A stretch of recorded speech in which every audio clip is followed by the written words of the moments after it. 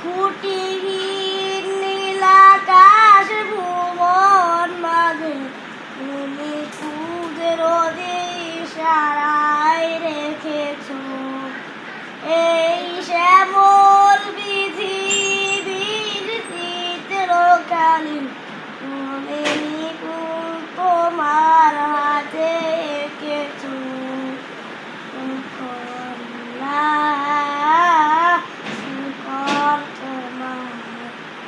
আমার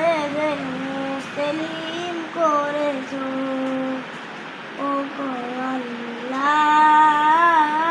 শুকর তোমার আমার